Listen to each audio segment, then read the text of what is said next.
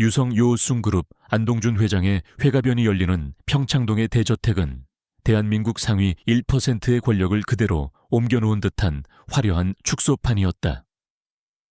수백 명의 정재계 거물들이 정원을 가득 메웠고 귓게는 부드러운 현악, 사중주와 가식적인 웃음소리가 쉴 새 없이 울려 퍼졌다. 안지우는 그 모든 화려함의 가장자리 그림자 속에 서 있었다. 그녀는 이 집의 딸이었지만 손님은 아니었다. 그녀는 몸에 꼭 끼는 검은색의 단정한 원피스를 입고 하녀처럼 조용히 움직이며 행사의 모든 것이 완벽하게 돌아가도록 보이지 않는 곳에서 지휘하고 있었다. 샴페인이 떨어지기 전에 채워넣고 중요한 손님의 동선을 파악하여 미리 안내하고 주방의 음식 준비 상황을 점검하는 것. 그것이 이 집에서 그녀에게 주어진 유일한 역할이었다. 유성그룹의 보이지 않는 딸. 그것이 그녀의 이름이었다. 회장의 혼외자식이라는 결코 지워지지 않을 주홍글씨. 지유야, 저기 2번 테이블 와인 좀 채워드려라. 어머니 뻘인 송 여사가 마치 하녀에게 명령하듯 날카로운 눈빛으로 그녀에게 턱짓했다. 그녀는 이 집의 안주인이자 지난 20년간 지유를 가장 교묘하고 잔인하게 짓밟아온 사람이었다. 네, 어머님. 지유는 아무런 표정 변화 없이 익숙하게 와인병을 들고 테이블로 향했다.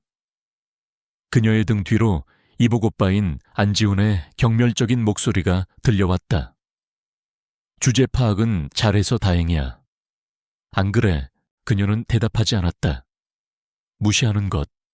그것이 그녀가 지난 20년간 이 지옥 같은 집에서 살아남는 유일한 방법이었다. 파티의 주인공은 단연 그녀의 이복 여동생인 안수진이었다.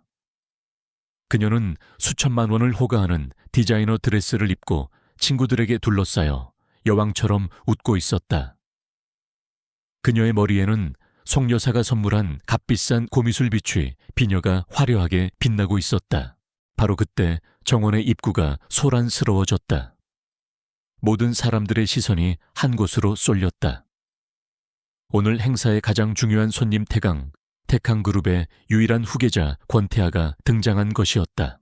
그는 얼음 황태자라는 별명답게 주변의 모든 온도를 몇 도는 떨어뜨릴 듯한 차갑고 압도적인 아우라를 뿜어내며 걸어 들어왔다. 안동준 회장과 송 여사는 버선발로 달려나가 그에게 아첨하기 시작했다. 안수진은 얼굴을 붉히며 가장 아름다운 미소를 지어 보이며 그의 시선을 끌기 위해 애썼다. 그녀가 오늘 이토록 화려하게 치장한 이유는 오직 이 남자 권태하 한 사람 때문이었다. 하지만 권태하는 그들의 과장된 환대에도 안수진의 교태 섞인 미소에도 조금의 관심도 보이지 않았다. 그는 지루하고 분석적인 눈빛으로 이 위선적인 파티장을 한번 훑어볼 뿐이었다. 그의 시선이 사람들 사이를 조용히 오가며 와인을 따르고 있는 그림자 같은 한 여자 안지유에게 아주 잠시 찰나의 순간 동안 멎었다. 사건은 파티가 절정에 달했을 무렵 본체와 연결된 한적한 후원의 정제서 일어났다. 안수진은 친구들과 함께 권태하의 관심을 끌기 위해 일부러 그가 있는 정자 쪽으로 다가왔다. 어머 수진아, 그 비녀 정말 아름답다. 어머님께서 주신 거야. 응, 조선시대 왕비가 쓰시던 거래. 값을 매길 수도 없는 보물이래. 수진은 자랑스럽게 비녀를 매만졌다. 바로 그때 지유가 빈 잔을 채우기 위해 쟁반을 들고 정자 안으로 들어섰다. 수진의 눈에 지유의 초라한 모습이 들어왔다. 그리고 그녀의 눈빛에 순간적으로 잔인하고도 장난기 어린 빛이 스쳐 지나갔다. 그녀는 마치 발을 헛디딘 것처럼 비틀거리며 지유의 옆을 지나갔다. 그녀의 어깨가 지유가 든 쟁반을 강하게 쳤다. 쨍그랑다는 소리와 함께 쟁반 위의 유리잔들이 바닥으로 떨어져 산산조각 났다. 그리고 동시에 수진은 비명을 지르며 자신의 머리를 감쌌다. 아, 내 비녀. 그녀의 머리에 꽂혀있던 비취 비녀가 바닥으로 떨어져 쨍 하는 소리와 함께 두 동강이 나버렸다. 그녀가 스스로 자신의 머리에서 비녀를 빼내 바닥으로 던진 것이었다. 하지만 그 순간을 제대로 본 사람은 아무도 없었다. 이게 다 너 때문이야. 수지는 바닥에 주저앉아 울음을 터뜨리며 지우에게 손가락질했다. 네가 나를 밀었잖아. 네가 내 비녀를 망가뜨렸어. 그녀의 비명소리에 안 회장과 송 여사를 비롯한 가족들이 달려왔다. 이게 무슨 소라냐. 바닥에 깨진 비녀를 본 송 여사의 얼굴이 분노로 하얗게 질렸다. 천에 쓸모없는 것. 짝 그녀의 손바닥이 지우의 뺨을 거세게 후려쳤다. 지우의 얼굴이 옆으로 돌아갔고 뺨 위로 붉은 손자국이 선명하게 피어올랐다. 네가 감히 우리 집안의 보물에 손을 대 내깐년이 평생을 벌어도 갚지 못할 물건이야. 안지훈이 그녀를 거칠게 밀쳤다. 지우는 힘없이 바닥으로 쓰러졌다. 무릎 꿇어. 안 회장이 경멸이 가득 담긴 목소리로 명령했다. 내 동생에게 무릎 꿇고 사죄해. 지우는 아무 말도 하지 않았다. 그녀는 울지도 변명하지도 않았다. 그녀는 그저 바닥에 깨져 있는 비치 조각들을 차가운 눈으로 내려다볼 뿐이었다. 전문가인 그녀의 눈에 비녀의 단면은 단순한 충격으로 깨진 것이라고 보기에는 너무나도 깔끔하고 예리했다. 처음부터 금이가 있었거나 혹은 하지만 그녀는 아무 말도 하지 않았다. 그녀는 천천히 무릎을 꿇었다. 그녀의 등은 조금도 굽어있지 않았다. 그녀는 고개를 들어 눈물 흘리는 연기를 하는 수진을, 그리고 자신을 둘러싼 가족들의 증오에 찬 얼굴들을 차례로 바라보았다. 그리고는 조용하고도 흔들림 없는 목소리로 말했다. 죄송합니다. 제 잘못입니다. 그녀의 그 모습, 권태하는 정제서 조금 떨어진 어두운 나무 그늘 아래서 이 모든 광경을 처음부터 끝까지 지켜보고 있었다. 그는 저열하고 천박한 그들의 가족 드라마에 깊은 혐오감을 느꼈다. 하지만 그를 더욱 사로잡은 것은 바로 저 여자 안지우의 반응이었다. 무릎을 꿇고 있으면서도 결코 굴복하지 않는 저 기묘한 존엄성. 두려움이나 눈물 한 방울 없는 모든 것을 초월한 듯한 저 차가운 평온함. 그것은 하녀나 약한 피해자의 반응이 아니었다. 그것은 자신의 가치를 알고 자신의 힘을 통제할 줄 아는 거지의 옷을 입은 여왕의 모습이었다. 그는 흥미를 느꼈다. 이 위선적인 파티에서 그가 발견한 유일한 진짜였다. 가족들은 그녀의 굴욕에 만족하고 흩어졌다. 지우는 홀로 남아 바닥에 엎드려 깨진 비치 조각들을 마치 소중한 유물을 다루듯 한 조각 한 조각 세심하게 주워 담고 있었다. 권태하는 그 모습을 잠시 더 지켜보았다. 그의 차가운 눈에 이전에는 없었던 누구도 읽을 수 없는 새로운 흥미의 빛이 담겨 있었다. 그는 몸을 돌려 파티장을 빠져나갔다. 하지만 그는 떠나기 전 자신의 비서에게 나직하게 명령했다. 저 여자 안지우에 대해 알아봐. 모든 것을. 사냥감의 냄새를 맡은 사자처럼 그의 사냥은 그렇게 조용히 시작되고 있었다. 안 회장의 회가변이 남긴 소란스러운 잔해가 모두 치워진 다음 날 아침, 안지우는 저택의 가장 깊숙하고 볕이 들지 않는 창고나 다름없는 자신의 작은 방에 앉아 있었다. 그녀의 책상 위에는 부드러운 비단 1000조각 위에 어젯밤 깨졌던 비치 비녀의 파편들이 놓여 있었다. 그녀는 확대경을 들어 깨진 조각들을 세심하게 살피고 있었다. 그녀의 눈은 더 이상 멸시받는 사생아의 그것이 아니었다. 한치의 오차도 용납하지 않는 날카롭고도 냉철한 보건 전문가의 눈빛이었다. 단순한 충격 파손이 아니야. 그녀는 깨진 단면을 보며 확신했다. 단면은 너무나도 깔끔했다. 마치 처음부터 존재했던 미세한 균열을 따라 정확하게 두 동강이 난 것 같았다. 이것은 사고가 아니었다. 교묘하게 계획된 파괴였다. 하지만 그녀는 아무것도 할 수 없었다. 이 집에서 진실은 권력을 가진 자들의 목소리, 큰 주장에 의해 결정될 뿐이었다. 그녀는 그저 이 깨져버린 보물의 마지막 가치마저 사라지기 전에 자신의 손으로 되살려내야겠다고 다짐할 뿐이었다. 그것은 그녀가 이 집안에 그리고 돌아가신 자신의 어머니에게 바칠 수 있는 유일한 속죄이자 복수였다. 한편 같은 시각 태강그룹의 본사 회장실. 권태하는 자신의 책상 위에 놓인 작은 비단 주머니를 말없이 내려다보고 있었다. 주머니 안에는 어젯밤 그가 소란 속에서 아무도 모르게 챙겨온 비녀의 작은 파편 하나가 들어있었다. 그의 머릿속은 온통 어젯밤에 그 여자 안지우에 대한 생각으로 가득 차 있었다. 그녀의 기묘한 평온함, 무릎을 꿇고 있으면서도 결코 굴복하지 않았던 그 존엄성. 그는 자신의 본능이 저 여자에게서 무언가 특별한 것을 보았다고 말하고 있음을 느꼈다. 그는 비서인 조 실장을 불렀다. 조 실장, 유성그룹의 안지우. 그 여자에 대해 알아봐. 태어난 순간부터 어제까지 그녀에 대한 모든 것을. 그리고 그는 비단 주머니를 내밀었다. 그리고 이것, 국내 최고의 고미술 전문가에게 이것의 가치와 복원 가능성에 대해 알아보고 보고해. 조 실장은 유능했다. 몇 시간 후 국내 최고의 고미술 감정가인 박노인이 초조한 얼굴로 권태하의 집무실에 서 있었다. 회장님, 이 작은 파편이 대체 어디서 나신 겁니까? 박노인의 목소리는 경외감으로 떨리고 있었다. 가치가 어느 정도 되는 물건이지 가치를 감히 매길 수가 없습니다. 박노인은 고개를 저었다. 이 비취는 이미 오래전에 고갈된 고려시대의 광산에서만 나오던 하늘의 눈물이라 불리던 것입니다. 그리고 이 세공 기법은 이미 명맥이 끊긴 고려 왕실의 기술입니다. 만약 온전한 형태였다면 국보로 지정되고도 남았을 그런 물건입니다.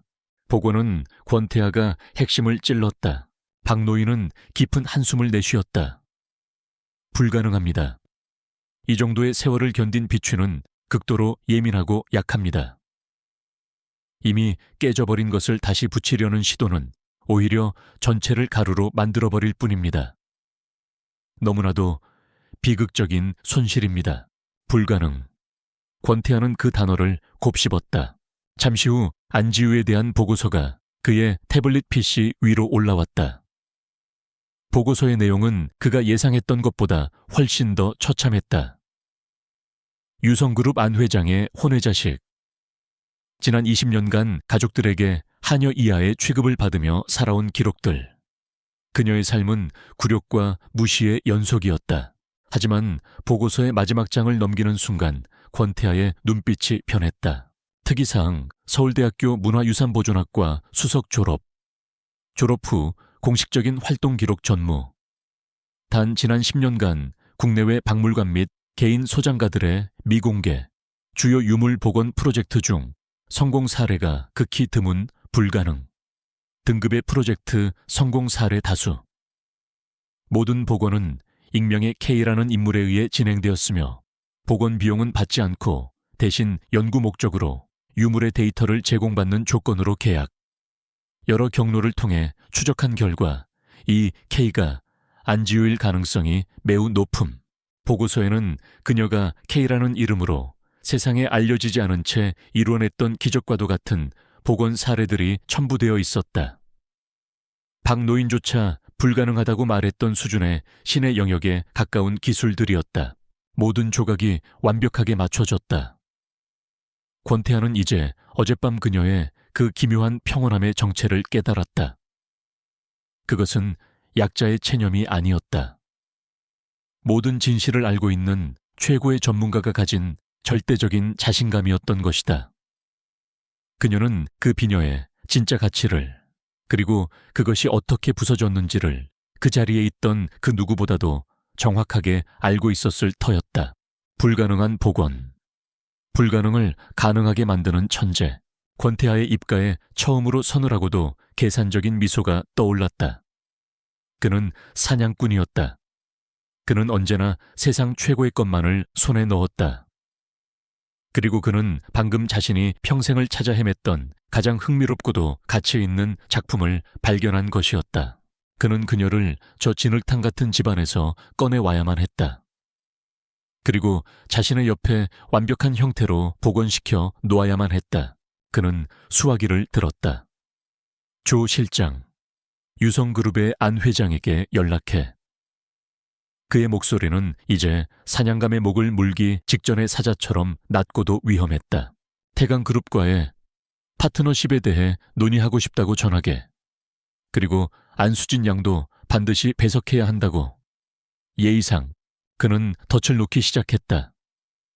모두가 그의 목표가 안수진이라고 생각하겠지만 그가 진짜로 노리는 사냥감은 따로 있었다.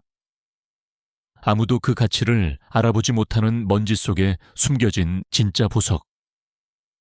안지우, 권태하가 보낸 공식적인 미팅 제안서는 안씨 가문에 떨어진 축복과도 같았다. 이게 꿈이야.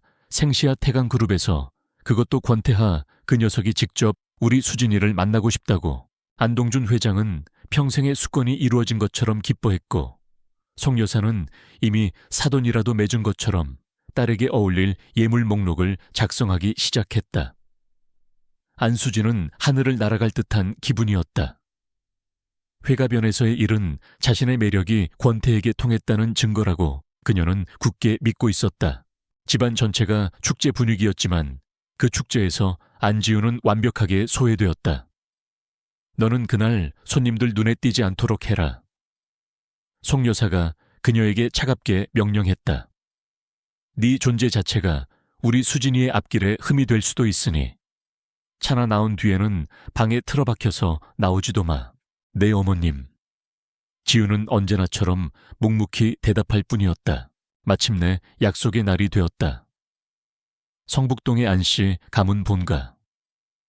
대청마루에는 두 가문의 수장인 안동준 회장과 태강그룹의 상황인 권 회장이 마주 앉아 있었다. 그 옆으로는 송 여사와 안수진 그리고 안지훈이 긴장된 표정으로 앉아 있었다. 권태하는 여전히 얼음처럼 차가운 표정으로 말없이 창밖의 소나무를 응시하고 있었다. 어른들은 사업과 두 그룹 간의 미래 협력에 대해 이야기하며 화기애애한 분위기를 억지로 만들어내고 있었다. 모든 대화의 끝은 결국 이 자리에 없는 사람들마저 모두 알고 있는 단 하나의 주제, 즉 권태하와 안수진의 혼담을 향해 흘러가고 있었다. 안수진은 완벽하게 훈련된 재벌가의 영예처럼 수줍은 미소를 지으며 어른들의 대화를 듣고 있었다. 바로 그때 지우가 조심스러운 발걸음으로 차를 내오기 위해 대청마루로 들어섰다. 그녀는 그림자처럼 소리 없이 움직였다. 그녀의 시선은 바닥에 고정되어 있었고 그녀의 존재감은 마치 공기와도 같았다. 그녀는 순서대로 어른들에게 찻잔을 내려놓았다. 마지막으로 그녀가 권태하의 앞에 섰을 때였다. 그녀가 찻잔을 내려놓기 위해 허리를 숙이는 순간 두 사람의 시선이 아주 짧게 허공에서 마주쳤다. 그의 눈빛은 읽을 수 없었지만 이상할 정도로 강렬했다. 마치 그녀의 모든 것을 꿰뚫어 보고 있는 듯한. 지우는 심장이 쿵 하고 내려앉는 것을 느끼며 황급히 시선을 피했다. 그 짧은 순간을 안수진은 놓치지 않았다. 그녀의 눈에 지우를 향한 지독한 증오와 경멸이 스쳐 지나갔다. 지우가 부엌으로 사라진 후 마침내 안 회장이 본론을 꺼냈다. 허허, 이렇게 두 아이가 나란히 앉아있는 것을 보니 참으로 그림이 좋습니다. 우리 아이들의 장래에 대해 이제 슬슬. 그의 말이 끝나기도 전에 권태하가 입을 열었다. 그의 목소리는 차분했지만 방 안의 모든 공기를 얼려버릴 만큼 차가웠다. 안 회장님, 뭔가 오해가 있으신 것 같습니다. 오해라니, 그게 무슨 말인가? 권태하는 충격으로 굳어있는 안수진을 향해 시선을 돌렸다. 수진 양은 아름답고 매력적인 분이시지만 제가 결혼을 생각하는 상대는 아닙니다. 그의 거절은 공개적이었고 직접적이었으며 지독할 정도로 무자비했다. 안수진의 얼굴에서 핏기가 사라졌다. 송 여사와 안 회장의 얼굴은 망신으로 붉게 달아올랐다. 회의실은 충격적인 침묵에 휩싸였다. 그 누구도 감히 입을 열지 못하고 있을 때 권태하는 말을 이었다. 제가 안씨 가문에서 관심을 가지고 있는 사람은 따로 있습니다. 그는 잠시 말을 멈추고 시선을 돌려 지우가 사라졌던 부엌 문 쪽을 쳐다보았다. 제가 결혼하고 싶은 여자는 당신의 다른 따님, 안지우 씨입니다. 그의 선언은 고요했던 대청마루에 떨어진 거대한 폭탄이었다. 무슨, 지금 이게 무슨 말도 안 되는 소리야. 안씨 가문의 사람들은 경악을 넘어 분노하기 시작했다. 안 회장은 이것이 자신을 모욕하기 위한 태강그룹의 계획된 함정이라고 생각했다. 자네 지금 우리를 능멸하는 겐가? 그 천박한 년을 우리 수진이 대신 며느리로 맡겠다고 자네 제정신인가? 송 여사는 히스테릭하게 소리쳤다. 수진은 굴욕과 분노의 눈물을 터뜨리고 말았다. 이 모든 혼돈 속에서도 권태하는 조금도 흔들리지 않았다. 그는 자신의 할아버지 권 회장을 향해 말했다. 할아버지는 충격을 받은 듯 했지만 동시에 손자의 눈에서 장난기가 아닌 치밀한 계획을 읽고 있었다. 권태하는 다시 안씨 가문의 사람들을 향해 자신의 차갑고도 논리적인 이유를 설명하기 시작했다. 저는 태강그룹의 후계자입니다. 제게 필요한 것은 장식품처럼 곁에 두는 아내가 아닙니다. 진짜 흔들리지 않는 가치를 가진 파트너가 필요합니다.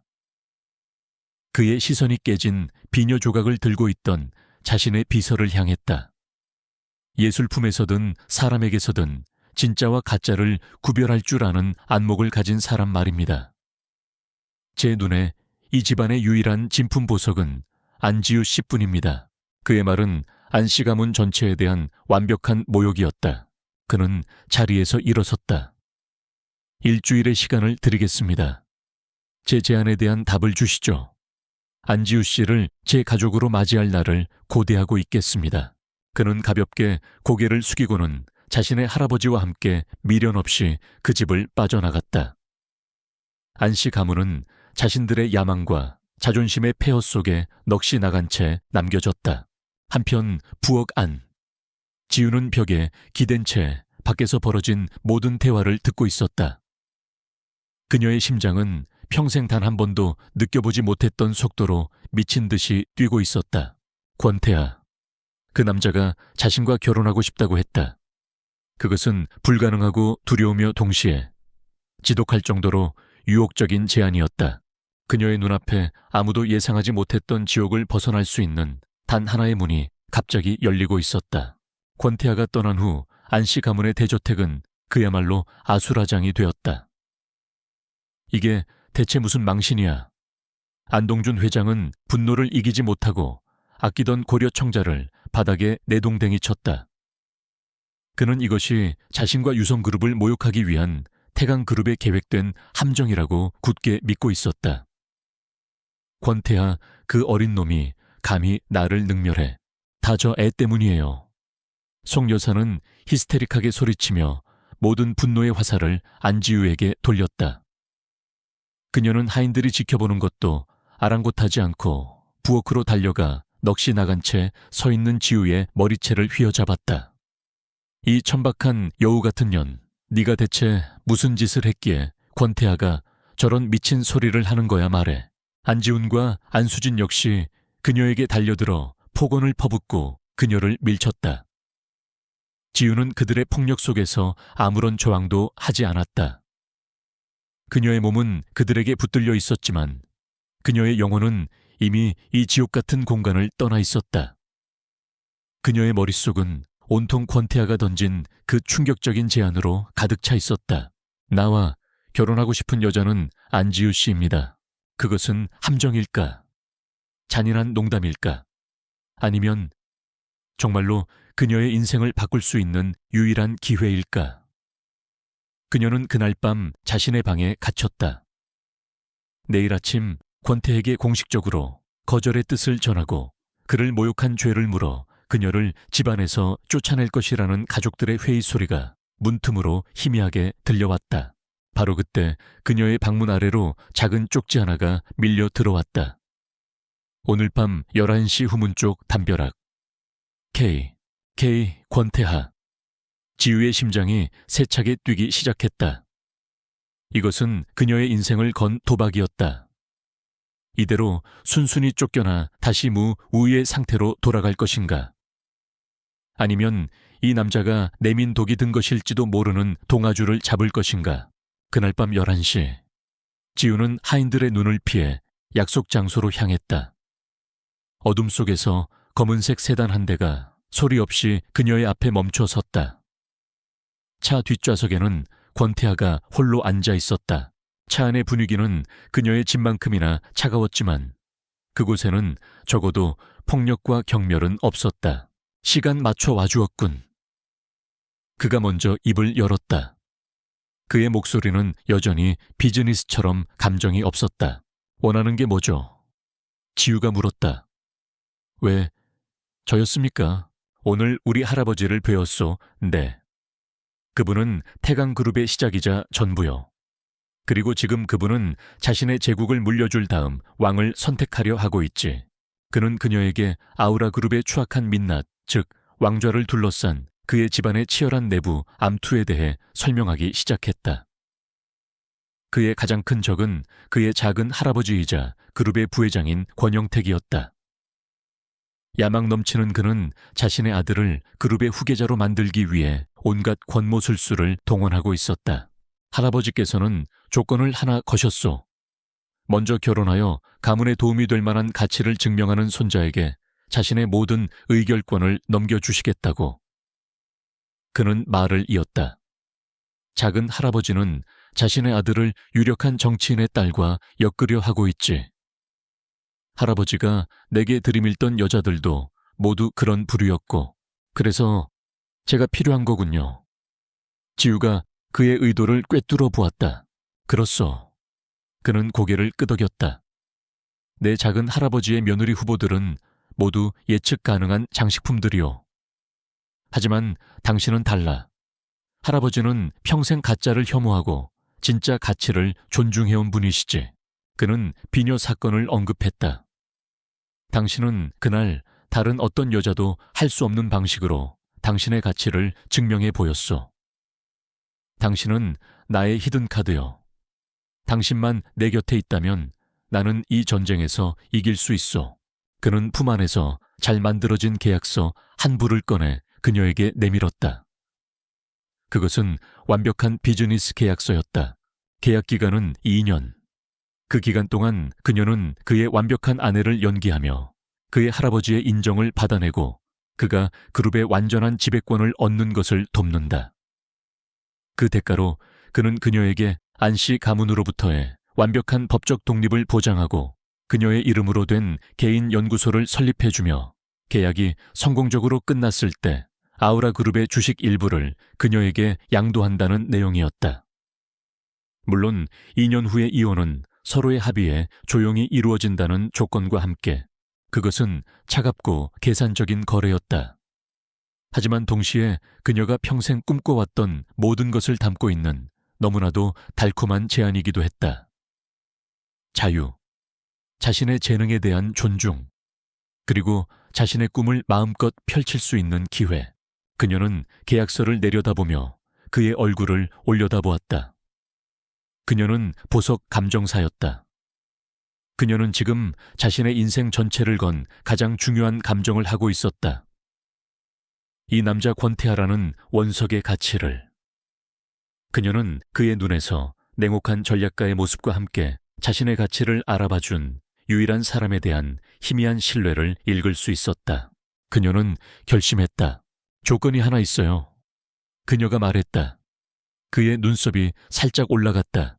이 모든 것이 끝나면 안씨 가문에 있는 저희 어머니가 결혼 전에 운영하셨던 작은 공방을 제 이름으로 돌려받고 싶어요. 제 뿌리를 되찾고 싶어요. 그녀의 조건은 돈이나 주식이 아니었다. 그녀 자신의 정체성이었다. 강혁은 잠시의 망설임도 없이 대답했다. 그러도록 하지. 지우는 가방에서 작은 인주를 꺼냈다.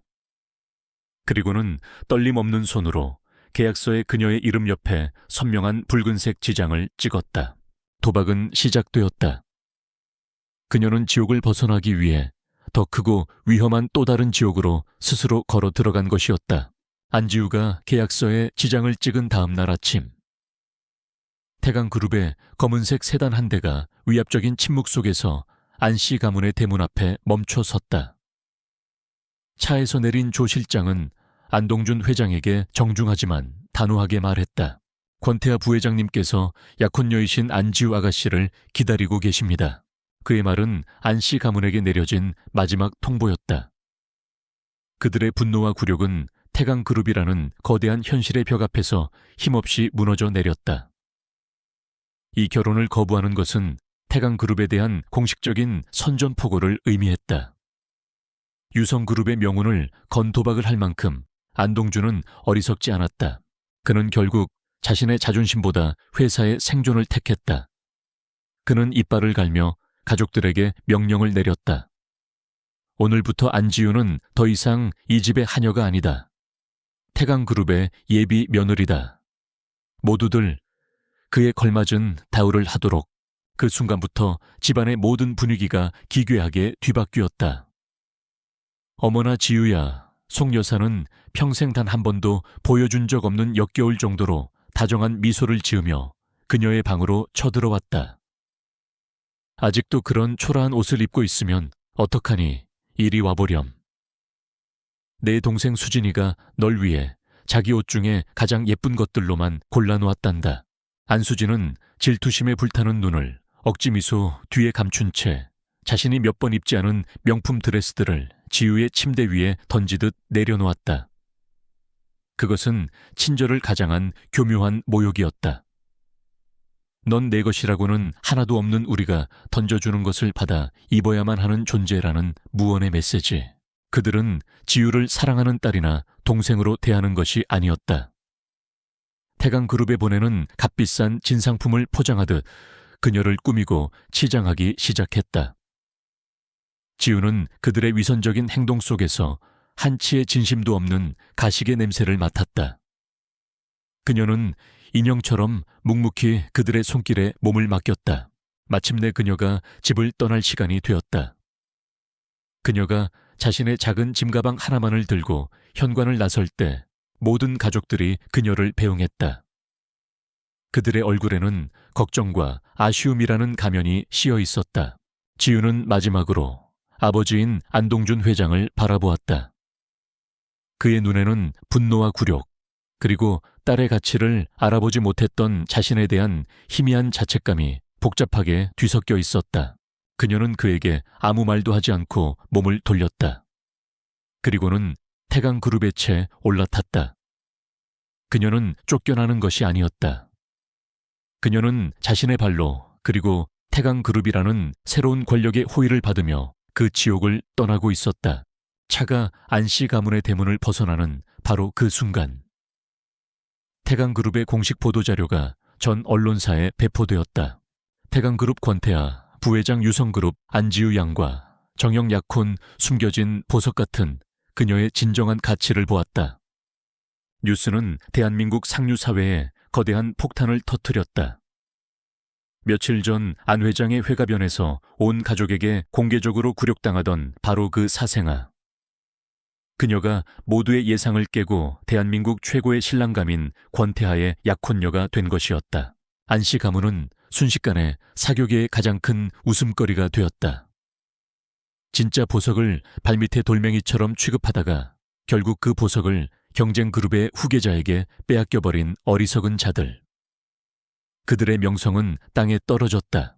지우가 도착한 새로운 거처는 권씨 가문 본가의 가장 아름답고 독립된 별채였다. 그녀가 살던 창고 같은 방과는 차원이 다른 공간이었다. 이곳이 계약 기간 동안 당신이 머물 곳이오. 강혁이 그녀에게 집안을 안내하며 말했다. 그의 태도는 여전히 사무적이었다. 당신에게 필요한 모든 것은 박 실장을 통해 요청하면 돼요. 스타일리스트 팀과 경호팀도 내일부터 당신을 전담하게 될 것이고, 그는 그녀에게 검은색 카드키 하나를 건넸다. 그리고 이것, 당신의 새로운 연구소 열쇠요. 그는 그녀를 별채 지하에 비밀스럽게 마련된 공간으로 이끌었다. 문이 열리는 순간 지우는 숨을 삼켰다. 그곳에는 그녀가 평생 꿈꿔왔던 세상에서 가장 완벽한 고미술 복원 연구소가 펼쳐져 있었다. 최첨단 분석 장비, 완벽한 항곤 항습 시스템, 그리고 그녀가 필요로 할 모든 도구와 재료들. 당신은 당신의 계약 조건을 이행하시오. 그럼 나도 내 계약 조건을 이행할 테니. 그는 말했다. 이곳에서 당신의 재능을 마음껏 펼쳐 보이시오. 그날 밤 새롭고 낯선 침대에 누운 지우에게 전화 한 통이 걸려왔다. 안수진이었다. 언니. 수화기 너머로 꿀처럼 달콤하지만 그 안에 독을 품은 목소리가 들려왔다. 새집은 마음에 들어. 우리 모두 언니를 너무 그리워하고 있어. 그녀의 위선적인 목소리에 지우는 아무 대답도 하지 않았다. 착각하지 마, 안지우. 수진의 목소리가 이내 본색을 드러냈다. 네가 어디서 왔는지 잊지 말라고. 종이 쪼가리 하나가 너를 그들의 일원으로 만들어줄 거라고 생각해 넌. 평생 우리 집안의 수치일 뿐이야. 과거의 그녀였다면 그 말에 상처받고 밤새 울었을 터였다. 하지만 지금의 그녀는 달랐다. 걱정해 주셔서 고마워요, 수진 씨. 서연은 차갑고도 평온한 목소리로 대답했다. 하지만 지금 저는 새로운 인생을 준비하느라 무척 바쁘네요. 안원 회장님께 제 안부 전해주세요. 그녀는 수진의 대답을 듣지도 않고 전화를 끊어버렸다. 그녀는 더 이상 그들의 말에 상처받는 약한 존재가 아니었다. 그녀는 이제 태강그룹의 후계자 권태아의 여자였다. 지우는 침대에서 일어나 지하의 연구소로 내려갔다. 그녀는 작업대 위에 자신이 집에서 가져온 유일한 물건, 즉 깨진 비취 비녀의 조각들을 올려놓았다. 그녀는 가장 정교한 복원 도구를 집어들었다.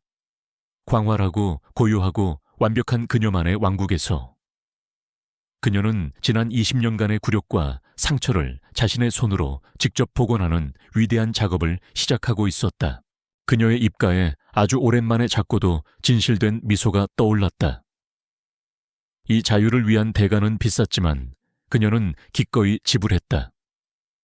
그녀의 새로운 인생은 그리고 그녀의 방역은 이제 정말로 시작된 것이었다. 김서연의 새로운 삶은 고요하고도 치열했다. 그녀는 대부분의 시간을 권태아가 그녀를 위해 마련해준 지하의 최첨단 복원 연구소에서 보냈다. 그곳은 그녀의 피난처이자 그녀의 왕국이었다. 그녀는 지난 20년간 억눌려왔던 자신의 재능과 열정을 먼지 쌓인 고미술품들 위로 쏟아부었다. 권태아와의 관계는 여전히 비즈니스에 가까웠다. 그는 매일 저녁 그녀의 연구소에 들러 그날의 작업 경과에 대해 묻고 그녀의 안전을 확인했다. 그들의 대화는 짧고 사무적이었지만 그 안에는 서로의 전문성에 대한 깊은 존중이 깔려 있었다. 그는 작업에 몰두할 때 세상과 단절된 듯한 그녀의 모습에서 자신이 평생 찾아 헤맸던 진짜의 가치를 발견하고 있었다. 몇 주가 흐른 어느 날, 태아가 그녀에게 말했다. 주말에 본가에서 가족 모임이 있어. 당신을 권씨 가문 전체에 공식적으로 소개하는 자리요. 그의 말에 서연은 자신도 모르게 마른 침을 삼켰다. 할아버지인 권 회장을 만나는 것과는 차원이 다른 진짜 사자굴 속으로 들어가는 날이었다. 그곳에는 그의 가장 큰 정적인 작은 할아버지 일가를 포함한 수십 명의 날카로운 눈들이 그녀를 기다리고 있을 터였다. 약속된 주말. 권씨 가문의 종택 송자윤 마치 시간을 거슬러 올라간 조선시대의 궁궐 같았다. 수백 년 된 소나무들이 정원을 지키고 있었고 모든 건물에서는 돈만으로는 흉내낼 수 없는 깊은 역사와 권위가 느껴졌다. 서연은 태하의 옆에 서서 그 거대한 위압감의 중심으로 걸어 들어갔다. 대청마루에는 권씨 가문의 모든 핵심 인물들이 모여 있었다. 그들은 차갑고 예의 바른 탐색의 눈빛으로 감히 자신들의 영역에 발을 들인 이방인 서연을 훑어보았다. 예상대로 첫 번째 공격은 태하의 작은 할아버지이자 그룹의 부회장인 권영택에게서 시작되었다. 그는 부드러운 미소 뒤에 날카로운 칼날을 숨기고 있었다. 듣자 하니 고미술품을 복원하는 일을 한다고 했소, 지유양. 그는 모두가 들을 수 있는 목소리로 말했다. 고귀하지만 그다지 돈이 되는 직업은 아닐 텐데. 어떻게 깨진 그릇이나 고치던 아가씨가 우리 태강그룹의 안주인 자리를 넘보게 되었는지 참으로 흥미롭구려. 그의 말은 그녀의 직업과 신분을 동시에 비하하는 교묘한 모욕이었다. 장내의 공기가 싸늘해졌다. 태아는 그녀를 보호하려 나섰지만 서연은 눈짓으로 그를 막았다. 이것은 그녀가 스스로 증명해야만 하는 그녀의 전쟁이었다. 부회장님. 서연은 조금의 동요도 없는 목소리로 대답했다. 제가 하는 일은 단순히 깨진 그릇을 붙이는 일이 아닙니다.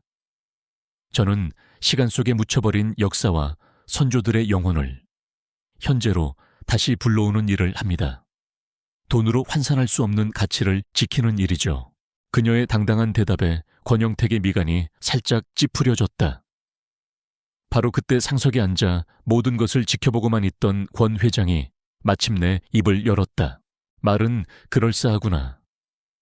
그의 목소리는 천둥처럼 장내를 울렸다. 내 손자 녀석이 네가 진짜 보석이라고 입이 마르도록 칭찬을 하더구나.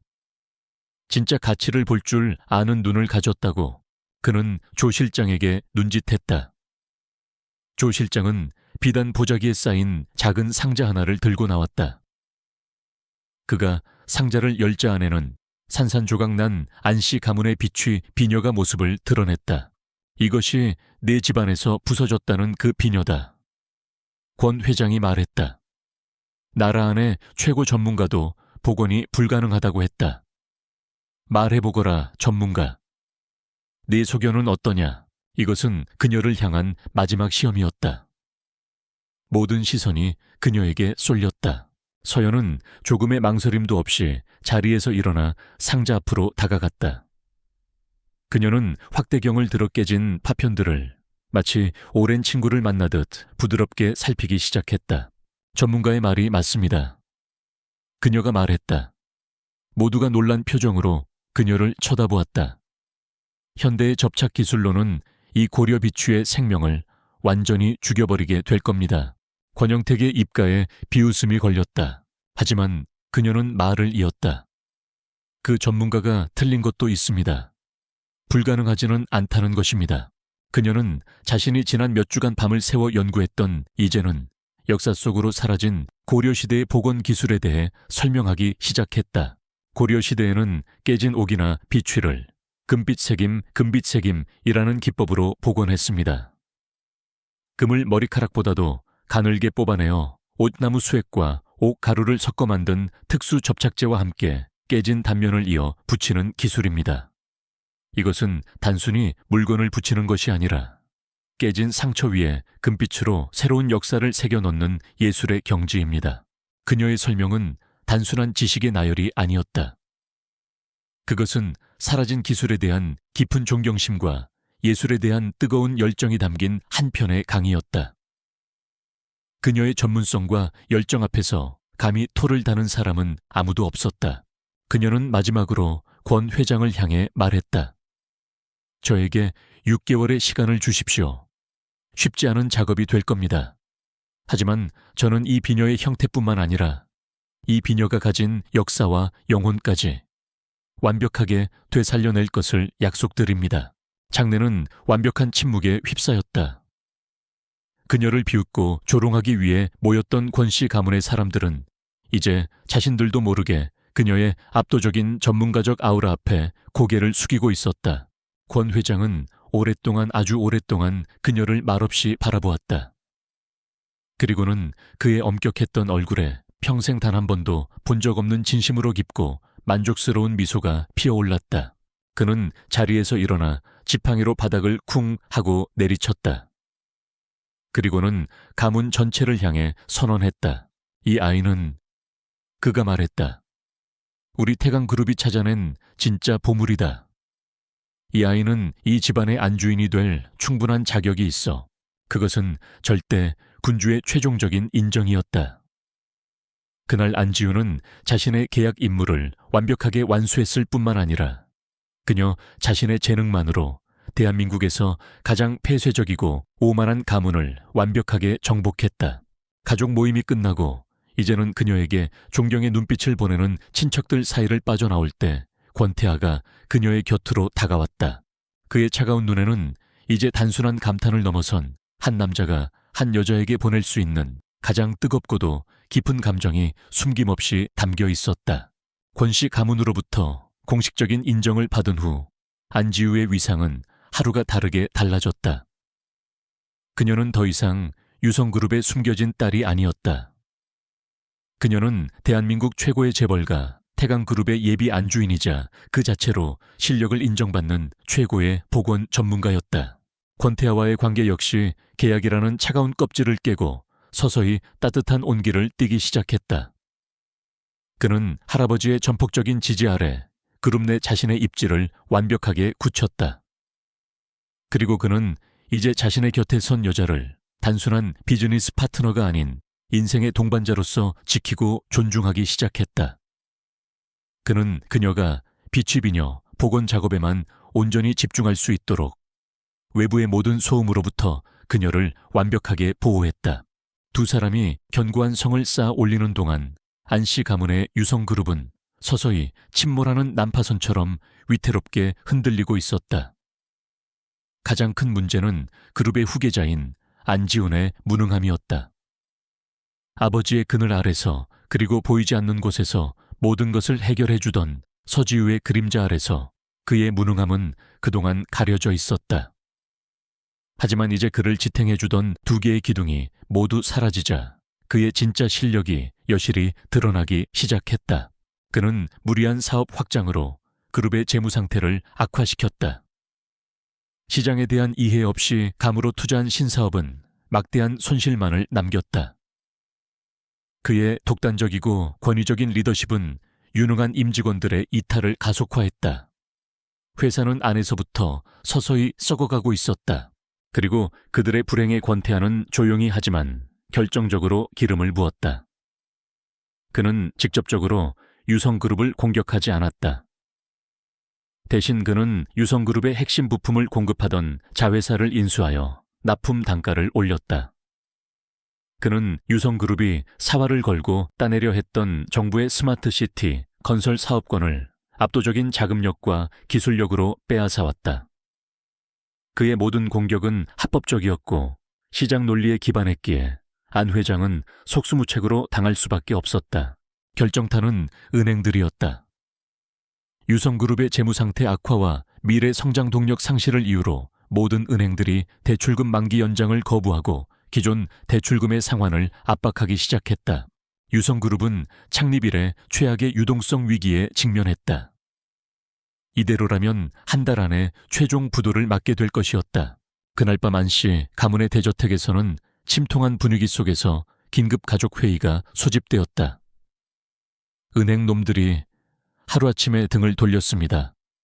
더 이상 자금을 융통할 곳이 없습니다, 아버지. 안지훈이 사색이 된 얼굴로 보고했다. 이게 다 그 계집애 때문이야. 송 여사가 모든 것을 지유의 탓으로 돌리며 악을 썼다. 그 천한 것이 태강그룹에 들어가서 우리 집안을 망하게 하려고 저주를 퍼붓고 있는 거라고 시끄럽소 안 회장이 버럭 소리를 질렀다. 그의 얼굴에는 깊은 패배감과 굴욕감이 서려 있었다. 그는 알고 있었다.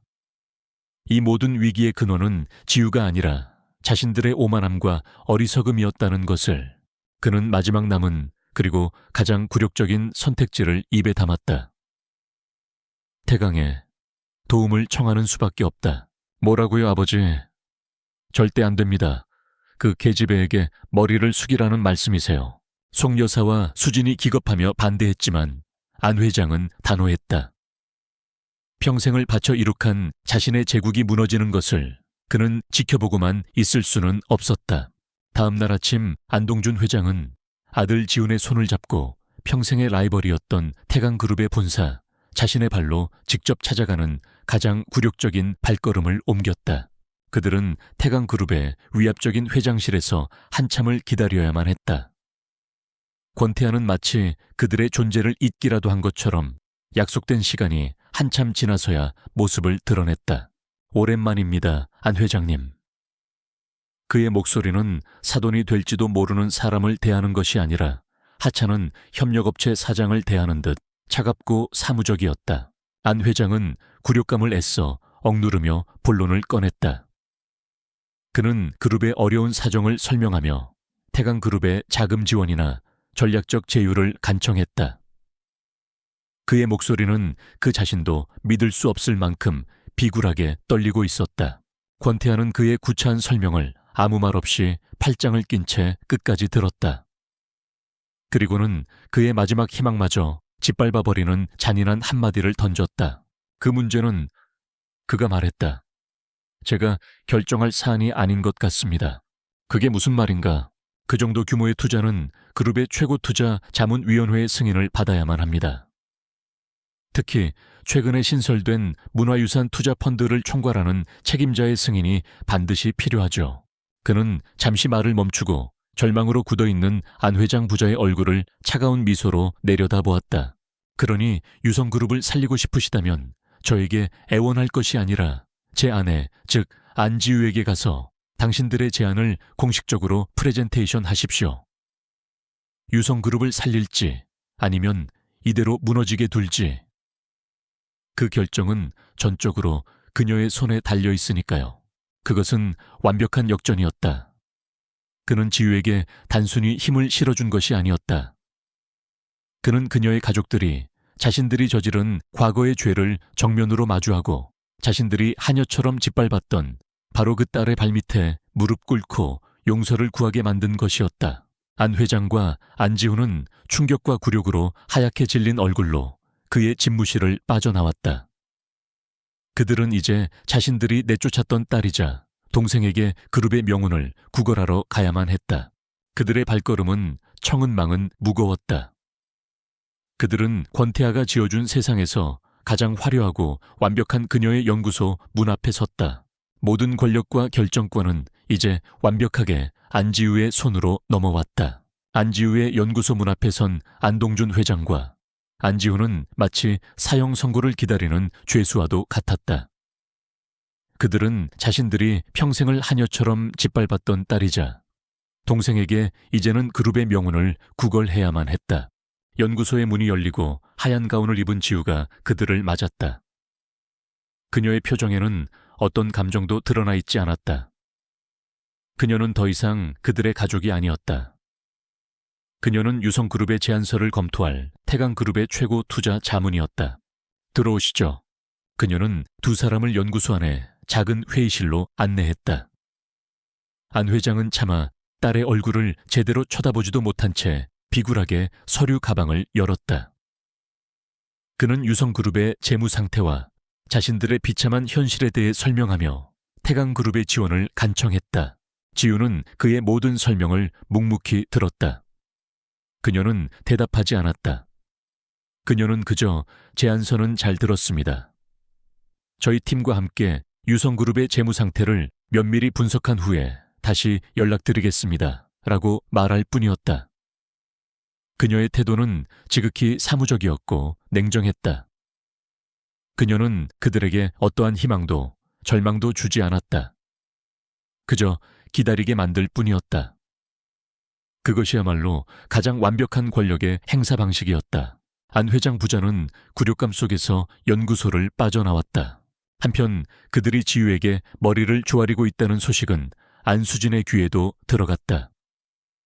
그녀의 마음속에서 질투심과 위기감이 불타올랐다. 이대로 가다가는 안지우가 정말로 유성그룹의 구원자가 되고 자신은 모든 것을 잃게 될 것이라는 공포. 그녀는 이성을 잃었다. 그녀는 자신의 손으로 직접 안지우를 파멸시키기로 결심했다. 그녀는 비밀리에 권태하에 가장 큰 정적인 작은 할아버지 권영택 부회장에게 접근했다. 부회장님. 그녀는 권영택 앞에서 가장 교활한 미소를 지으며 속삭였다. 부회장님께서는 굴러온 돌이 박힌 돌 빼내는 것을 그저 지켜만 보고 계실 겁니까, 안지우? 그 계집애는 권태하의 가장 강력한 무기이자 동시에 가장 치명적인 약점입니다. 그녀만 제거하면 모든 것이 제자리로 돌아올 겁니다. 그들의 추악한 공모가 시작되었다. 그들의 목표는 안지우의 가장 큰 자부심이자 그녀의 존재 가치인 완벽한 전문가라는 명성을 대중들 앞에서 산산조각 내는 것이었다. 그들은 그녀의 연구소에 있는 한 명의 젊은 연구원을 돈으로 매수했다. 그리고는 치밀한 계획을 세웠다.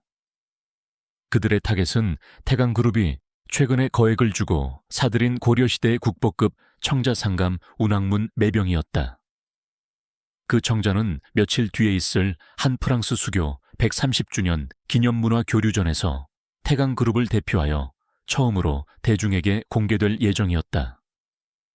그리고 현재 그 청자는 공개를 앞두고 상태 점검을 위해 지유의 연구소에 보관되어 있었다. 수진이 매수한 연구원은 며칠에 걸쳐 아무도 모르게 청자가 보관된 특수 보관실에 한권 항습 장치를 미세하게 조작했다. 급격한 온도와 습도의 변화는 수백 년 된 청자의 표면 아래에 육안으로는 보이지 않는 수만 개의 미세한 균열 마이크로 크랙을 만들어냈다. 그것은 아주 작은 외부 충격에도 청자 전체가 산산조각 날 수 있는 시한폭탄과도 같은 상태였다. 사건은 전시회를 불과 이틀 앞두고 터졌다. 권영택 부회장은 우연히 연구소를 방문했다가 청자의 상태를 점검하던 중 청자의 표면에서 아주 희미한 균열을 발견했다. 그는 즉시 이 사실을 과장하여 권씨 가문 전체에 알렸다. 그날 밤 권씨 가문의 종택에서는 긴급 가족 회의가 소집되었다. 이게 대체 무슨 망신이냐? 권영택은 마치 기다렸다는 듯이 모두가 모인 앞에서 고함을 쳤다. 그는 모든 책임을 지유에게 돌렸다. 이것이 근본도 없는 것을 집안에 들인 결과입니다. 국보급 유물을 관리할 능력도 없는 저런 애송이에게 그룹의 명예가 걸린 일을 맡기다니요. 당장 저 계집애를 내쫓고 태하 너도 이 사태에 대한 책임을 져야 한다. 상황은 지유와 태에게 극도로 불리하게 돌아가고 있었다. 그녀의 완벽했던 명성에 처음으로 치명적인 흠집이 생긴 것이었다. 태하를 지지하던 친척들마저 불안한 눈빛으로 그를 쳐다보기 시작했다. 이것은 그들의 관계에 닥친 첫 번째이자 가장 큰 위기였다. 모두가 태하가 이 위기를 어떻게 해결할지를 숨죽여 지켜보고 있었다. 그가 자신의 자리를 지키기 위해 지유를 버릴 것인가? 그날 밤늦게 지유의 연구소. 그녀와 태하는 치명적인 상처를 입은 청자매병 앞에 나란히 서 있었다. 연구소의 공기는 무겁고 차갑게 가라앉아 있었다. 세상 모두가 그들을 비난하고 의심하고 있었다. 태하는 오랫동안 침묵 속에서 청자를 바라보다가 마침내 고개를 돌려 그녀를 바라보았다. 그는 당신이 한 짓이요? 라고 묻지 않았다. 그는 단 한순간도 그녀를 의심하지 않았다. 대신 그는 물었다. 우리가 이제 어떻게 해야 하지? 그의 말 속에는 그녀를 향한 절대적인 신뢰가 담겨 있었다. 그는 그녀를 함께 이 위기를 헤쳐나갈 유일한 동반자로 여기고 있었다. 그의 흔들림 없는 믿음에 지유의 눈빛이 결의로 단단해졌다. 그녀는 상처 입은 청자를 그리고 그의 눈을 번갈아 쳐다보았다. 그녀의 입가에 차갑고도 날카로운 미소가 떠올랐다. 그들은 단 한 가지 실수를 했어요. 그녀가 말했다. 상대를 잘못 골랐다는 것. 그녀의 눈은 더 이상 절망에 빠져 있지 않았다. 그 눈은 거대한 도전을 마주한 최고의 전략가의 눈빛으로 차갑게 빛나고 있었다. 한 프랑스 수교 130주년 기념문화 교류전의 개막식 날. 행사장은 숨막히는 긴장감으로 가득 차 있었다. 모든 언론과 양국의 정재계 문화계 인사들의 시선은 단 한 곳 행사장 중앙에 놓인 특별 강화 유리관 속에 청자상감 운항문 매병에 쏠려 있었다. 손상되었다는 소문이 파다했던 바로 그 국보급 문화재. 태강그룹이 이 거대한 망신을 어떻게 수습할 것인지 모두가 숨죽여 지켜보고 있었다. 안씨 가문의 사람들도 모두 그곳에 와 있었다. 그들은 자신들이 짓밟았던 딸이 이제는 대한민국 최고의 재벌가마저 뒤흔드는 거대한 스캔들의 중심에 서 있는 것을 복잡한 심경으로 지켜보고 있었다. 행사의 주최자인 권영택 부회장이 안수진을 대동하고 무대 위에 섰다. 그는 비통한 표정을 지으며 이번 불행한 사고에 대한 깊은 유감을 표했다. 우리 태강의 이름에 그리고 대한민국의 국격에 씻을 수 없는 오점을 남기게 되어 참으로 송구스럽습니다. 그는 교묘하게 모든 책임을 안지우와 그녀를 선택한 조카 권태에게 돌렸다.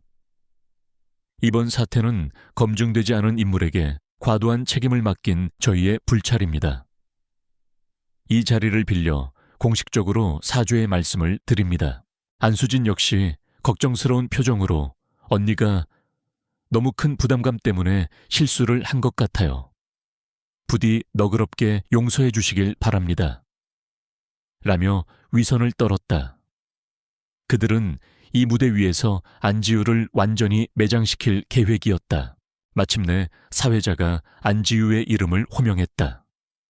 그럼 이번 사태의 책임자인 안지우 보건 전문가를 모시고 공식적인 사과와 경위 설명을 듣도록 하겠습니다. 모든 스포트라이트가 무대 한쪽으로 향했다. 안지우가 조용히 걸어 나왔다. 그녀의 얼굴에는 죄인의 낙담이나 불안함 대신 모든 것을 꿰뚫어 보고 있는 듯한 차갑고도 강력한 기운이 서려 있었다. 권영택 부회장님의 말씀이 맞습니다. 그녀의 첫마디에 장내는 술렁였다. 이 국보급 문화재가 제 책임에 손상된 것은 사실입니다. 그리고 그 책임은 전적으로 저에게 있습니다. 그녀는 허리를 깊이 숙여 사죄했다. 하지만 그녀는 고개를 들었다. 그녀의 목소리는 이제 얼음처럼 날카로웠다. 부회장님께서 손상이라고 부르는 그것을 저는 기회라고 부릅니다. 이 청자가 지난 600년간 숨겨왔던 비밀을 세상에 드러낼 기회 말입니다. 그녀는 지금 이 자리에서 청자복원의 마지막 단계를 라이브로 진행하겠다고 선언했다. 행사장은 경악과 흥분으로 가득 찼다. 최첨단 이동식 복원 작업대가 무대 위로 올라왔다. 거대한 스크린에는 특수 현미경을 통해 보이는 청자의 표면이 수백 배로 확대되어 중계되기 시작했다. 그녀의 천재적인 쇼가 시작되었다. 그녀는 자신이 개발한 금빛 색임 기법을 이용해 눈에 보이지 않는 미세 균열들을 금가루와 오칠로 한 땀 한 땀 메워나가기 시작했다. 그녀의 손놀림은 한치의 오차도 없는 외과 의사 같았고 동시에 성스러운 의식을 집전하는 사제 같았다.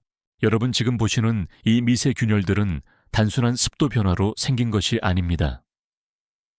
그녀는 작업을 하며 마이크를 통해 차분하게 설명했다. 이것은 특정 주파수의 초음파 진동을 통해서만 만들어낼 수 있는 아주 현대적인 파괴 기법의 흔적입니다. 다른 어떤 흔적도 남기지 않죠. 그녀는 스크린의 균열의 패턴을 분석한 데이터를 띄웠다. 그리고 이 주파수는 밀폐된 보관실 내부에 설치된 특수 장치를 통해서만 활성화될 수 있습니다. 바로 이 장치죠. 스크린에는 그녀의 팀 소속이었던 젊은 연구원의 자백 영상이 재생되었다. 그는 자신이 안수진에게 돈을 받고 이 장치를 몰래 설치했다고 울면서 고백하고 있었다. 아니야. 저건 거짓말이야. 객석에 있던 안수진이 비명을 질렀다. 하지만 그녀의 발악은 다음 증거 앞에서 무참히 짓밟혔다. 스크린에는 안수진이 그 연구원에게 거액의 돈을 송금한 계좌 이체 내역이 떠올랐다. 그리고 그 연구원에게 연구소의 보안 시스템 접근 권한을 열어준 사람은 지우의 시선이 무대 위에 굳어있는 권영택 부회장에게 향했다. 바로 권영택 부회장님이었습니다. 그가 권한 없이 연구소의 보안 기록에 접근했던 로그 파일이 스크린을 가득 채웠다. 모든 음모가 만천에 드러났다. 권영택과 안수진의 얼굴은 잿빛이 되어 있었다. 안씨 가문의 사람들은 자신들의 딸이 저지른 끔찍한 범죄에 굴욕으로 고개를 들지 못했다. 안화 회장은 충격으로 쓰러질 듯 휘청거렸다. 장내가 거대한 혼돈에 휩싸인 바로 그 순간 권태아가 무대 위로 올라섰다. 그는 굳건히 안지우의 옆에 섰다. 모두에게 분명히 밝혀둡니다. 그의 목소리는 천둥처럼 장내를 울렸다. 안지우는 실수가 아닙니다. 그녀는 우리 가문이 가진 가장 위대한 자산입니다. 그녀의 눈은 우리 모두가 보지 못하는 진실을 봅니다. 그는 몸을 돌려 사랑과 존경이 가득 담긴 눈으로 지우를 바라보았다. 우리의 결혼은 사랑으로 시작되지 않았습니다. 계약으로 시작되었죠. 하지만 오늘 이토록 뛰어나고 강인하며 명예로운 여인의 곁에 서 있는 지금, 저는 고백할 수 있습니다. 이 계약은 제 인생에서 가장 진실되고 소중한 것이 되었습니다. 저는 이 여자를 사랑합니다. 그의 공개적인 사랑 고백은 그들을 둘러싼 모든 의심과 소문을 한순간에 잠재워 버렸다. 그 순간 지우는 청재에 대한 마지막 복원 작업을 마쳤다. 그녀가 손을 떼자 미세한 금빛 선들이 마치 거미줄처럼 청자의 상처를 감싸 안으며 신비로운 빛을 발하고 있었다. 깨진 비녀와는 달리 청자는 부서지지 않았다.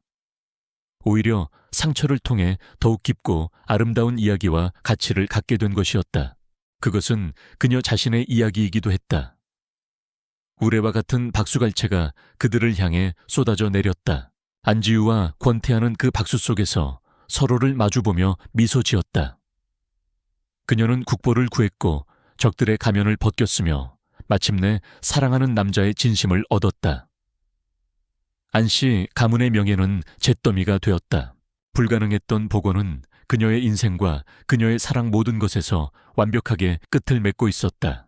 문화교류전의 밤은 대한민국 상류 사회의 지도를 완전히 바꾸어 놓았다. 권영택 부회장은 그룹 내 모든 직위에서 해임되었고 사실상 가문에서 쫓겨나는 신세가 되었다. 안수진은 문화재 훼손 및 사기 공모 혐의로 법의 심판을 기다리는 범죄자가 되었다. 그녀의 화려했던 사교계 인생은 그렇게 막을 내렸다. 그리고 유성그룹. 오너 일가의 추악한 스캔들은 이미 위태롭던 회사의 숨통을 완전히 끊어놓았다.